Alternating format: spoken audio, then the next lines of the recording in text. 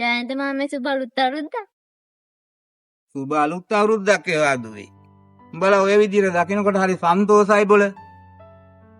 මාමේ අනුස්ක කියනවා මේ ගමේ තියෙන සන්තෝෂේ නගරේ කොහෙවත්ම නැහැ කියලා. ඇත්ත මාමේ මේ ගමේ මිනිසුන්ගේ වචනයක් වුණත් හරිම හිතවත්. ඒක තමයි අයියේ අපේ ගමේ විදිහ. එකිනෙකාට උදව් කරගෙන අපි හැමෝම සතුටුවෙන් ජීවත් වෙනවා. අද වගේම රටේ මිනිස්සු එකමුතු වෙනවා නම් අපිට කවදාවත් වරදින්නේ නැහැ. මාමේ මේ අවුරුද්දේවත් රටට හොඳ කලක් යයි නේද? අනිවාර්යෙන් දුවේ. උඹලා වගේ රට ගැන හිතන දරුවෝ ඉන්නකොට මේ පොළව කවදාවත් අපිට වරදින්න ඉඩ තියන්නේ නැහැ. එහෙනම් මාමේ මේ අමනාපකම් අමතක කරලා දාලා අපි හැමෝම එකමුතු වෙලා ඉමු. රටටත් රටේ මිනිස්සුන්ටත් සෙතක්ම වෙන්න කියලා ප්‍රාර්ථනා කරමු. එහෙනම් ඉතින් ලැබුවා අවුරුද්ද සැමටම සුබ පතලා ක්ලික් බලන හැමෝටම සෞභාග්‍යමත් අවුරුද්දක් වේවා කියලා ප්‍රාර්ථනා කරමු. සියලුම දෙනාටම සුබ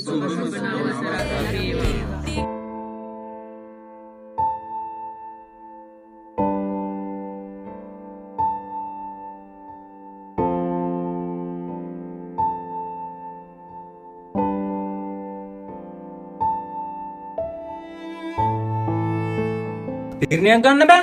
මට උනා ලාභෙට මට වන්දි ඕනේ. නැත්නම් මන්නඩු දානවා. ජයන්ත මේක පොඩ්ඩක් තේරුම් ගන්න. මේක ඔය දෙන්නට විතරක් වෙච්ච ප්‍රශ්නයක් නෙමෙයි. මේක මේ රටේ ගොඩාක් මිනිස්සුන්ට වෙච්ච ප්‍රශ්නේ. ගාමදේක මහත්තයා. ඒ මට විතර රජෙන් ආධාර හම්බෙන්නේ නැත්තේ. ජයන්ත මෙතන රජින් ආධාර ගන්න තරම් දෙයක් වෙලා නැහැ. අනික මේක සෝමතිරි හිතලා කරපු දෙයක්වත් නෙමෙයි. ජයන්ත මම ඔයාගේ පාඩුව දෙන්නම්. හැබැයි ඔයා ඉන්න තරම් දෙන්න මුදලක් මන් ළඟ නෑ. සෝමසිරි ඔයා මෙයා ඉල්ලන තරම් මුදලක් දෙන්න ඕනේ නැහැ. මම ඔයාට නියම කරන මුදල විතරක් ඔයා මෙයාට දෙන්නකෝ. මම මගේ ගෙදර හදාගත්තේ දුක් මාන්නේ වෙලා. මෙයාලා ඒවත් එක ගහක් කඩා වැටිලා මගේ ගේ භාගයම විනාශ වෙලා. ජයන්ත ඔයා කියන තරම් හානියක් මෙතන වෙලා නැහැ. අනික රටේ මේ වගේ කරදරයක් වෙලා තියෙද්දි ඒවයින් අයුතු ප්‍රයෝජන ගන්න හදන්නේ. ඉතින් ගාමදේක මහත්තයා මෙයාට කලින් ගහ කපන්න තිබුණනේ. මම කවදාවත් හිතුවේ නෑ ඒ ගහ ඔයාලගේ උට්ට වට්ටන්න. ඒක වෙලාව මට සමා වෙන්න. හරි. දැන් මට ඔය දෙන්නම කියන්න උසාවි යන්න ලැහැස්තිද කියලා.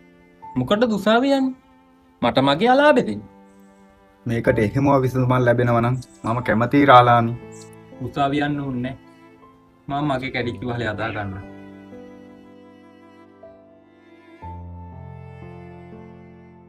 ජයන්ත අපි අහල පහල මිනිස්සු.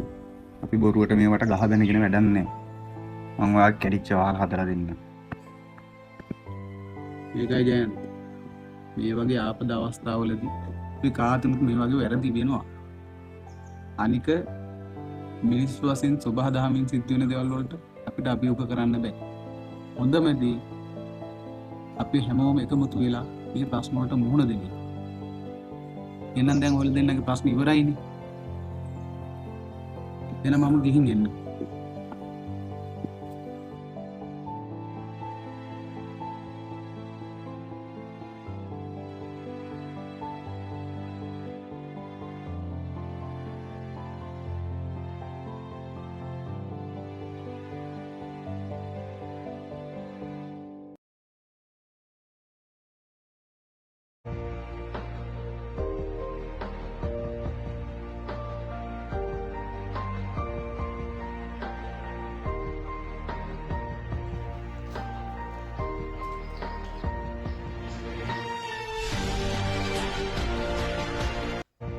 සැපේ ඉන්නවනේ.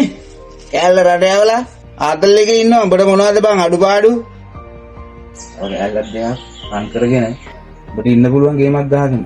සැපේ සැපේ හිටන් සැපේ. යන්න ඕක නවත්තපන් බං. ඊළු කරනවා නෙමෙයි අඬපන්. ඇයි අපි ගෑනු රට ඇවලා නෑඩු. යන්ත මේ ගෑනේ පිටරටකට ගිහිල්ලා කියනනම් ඔබ කවදාකවත් ඒ විදිහට මූට කතා කරන්නේ. අන්න මේක ඔබ හොඳට මතක තියාගන්න. ජීවන්ත උඹට වැඩක් නෑ. ඒක මුගේ මගේ කතාව. ඔක කහිලාස් වෙන්න එපා. උඹට මොකද වෙන්නේ? යන්ත ගෑණි රට ඇරියා කියලා මූට උඹලා hina වුණාට මූට තියෙන ප්‍රශ්න උඹලා කවදාකවත් අහලා තියෙනවද? ඔබ දන්නවද? ඒක හින්දා බං පාඩුවේ හිටපම් පිරිමියෙක් කියලා අනුන්ගේ රෙද්දවල හොයන්නේ නැතුව. මූටත් පාඩුවේ ඉන්නේ නැරලා. මල්ලි උදේ කියන්නේ මේ පවුලේ කරන කැපකිරීම ඔබ දන්නවනේ. ඒකින්ද මේ එක එක ඒවා කියන කතා අහන්න යන්න එපා. ඔබ පාඩුවේ දරුවෝ දෙන්න බලාගෙන හිටපන්.